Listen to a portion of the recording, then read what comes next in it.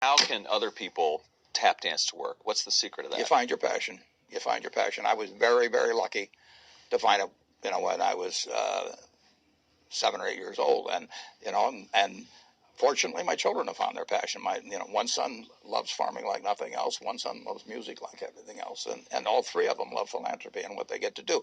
You're lucky in life when you find it, and you can't guarantee you're going to find it in your first job out. But I always tell college students that come out, I say, take the job that you would take if you were independently wealthy. You're going to do well at it. If you think you're going to be a lot happier if you've got 2X instead of X, you're probably making a mistake. I mean,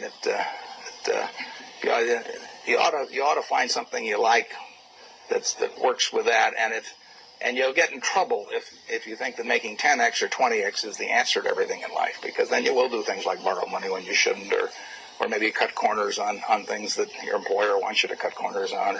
It just doesn't make any sense. You won't like it when you look back on it. 3 things in hiring people: look for integrity, intelligence, and energy. And he said if the person didn't have the first 2, that the latter 2 would kill them. Because if they don't have integrity, you want them dumb and lazy. You don't want them smart and energetic.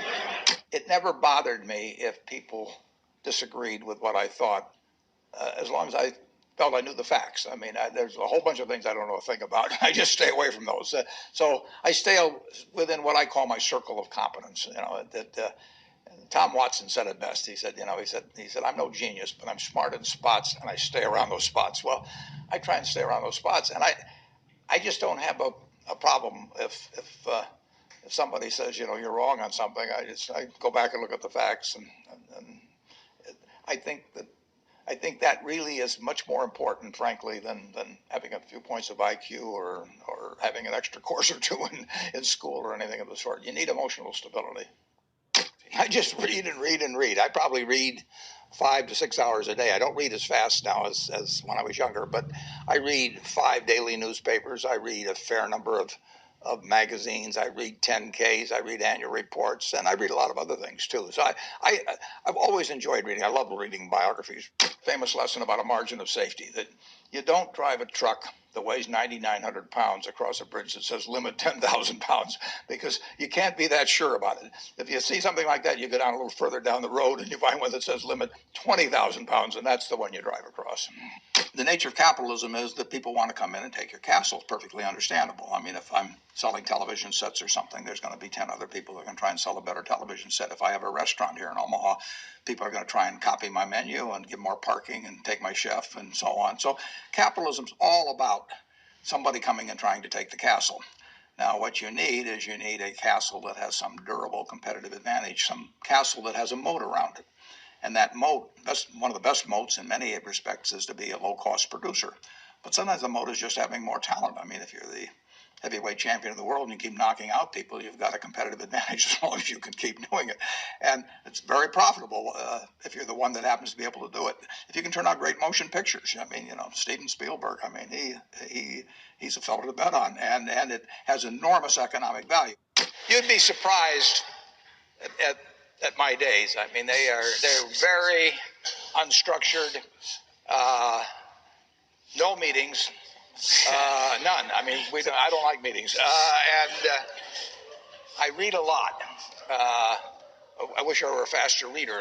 I'd get more done, but I do read a lot, and I'm on the phone a moderate amount.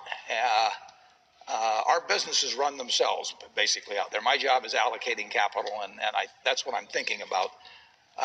But I don't like to have things all packed hour to hour to hour. And Bill and I are both extraordinarily lucky. I mean, we really get to do what we like to do, the way we want to do it, with people that we choose to be around, and they're terrific. I mean, we've really got everything our way, and we're very fortunate. And in his world, he has a different kind of pace than I have, but we both love it the way we do it. And my guess is that we're each the most productive in that particular mode too, because it fits our personalities and aptitudes. What kills great businesses, if you look at, I do believe in looking at history, and I like to study failure, actually. And my partner says, all I want to know is where I'll die, so I'll never go there. And we want to see what has caused businesses to go bad. And the biggest thing that kills them is complacency. I mean, you want a restlessness, a feeling that, that somebody's always after you, but you're going to stay ahead of them. You always want to be on the move. When you've got a great business, like Coca-Cola, which is, there aren't any like Coca-Cola, but you really, the danger would always be that you rest on your laurels.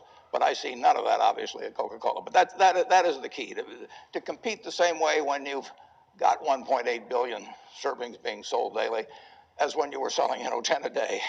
And that restlessness, that belief that tomorrow is more exciting than today, you just have to have it permeate the organization. Who was Ben Graham? He was your primary mentor, model? He was a wonderful man, and he was my professor at Columbia. I read his book when I was 19 at the University of Nebraska, and I'd started investing when I was 11, and I started reading about it when I was like 7. So I'd gone through I read every book in the Omaha Public Library that there was on, by the time I was 12, on investing and stock market. And I had a lot of fun, but I never really found out, I never got grounded in anything. And it was entertaining, but it wasn't going to be profitable. And then I read Graham's book, The Intelligent Investor, when I was at the University of Nebraska. And that just opened the whole thing up to me. Yeah, and I named my oldest son is named Howard after my dad, Graham Buffett, and he was a marvelous man. Never expected anything from me in return. Ben Graham, in his low teens, looked around and he looked at the people he admired, and he said, I want to be admired, so why don't I just behave like them? And he found there was nothing impossible about behaving like them. And similarly, he did the same thing on the reverse side in terms of getting rid of those qualities. You have given a lot of fabulous advice, but what's the best advice that you've ever received? Well, I received it in a variety of forms, particularly from my father when I was very young. But I mean, he basically, I think, taught me how to live. Not that I did it perfectly or anything like that, but I mean, he was giving me lessons, but he wasn't doing it by preaching to me. He was doing it by example. But basically, well, the biggest lesson, in a sense, I got is the power of unconditional love. I mean, I think there is no power on earth like unconditional love, and I think that if you offer that to your child, I mean, you're 90% of the way home, and maybe days when you don't feel like it. It's not uncritical love. That's a different animal. But to know you always can come back. I mean, that is huge in life. That takes you a long, long way. And I would say that every parent out there that can extend that to their child at a very young age, it's going to make for a better human being. And you felt like you got that kind of unconditional love from your dad? I absolutely did. Yeah. That was a powerful thing.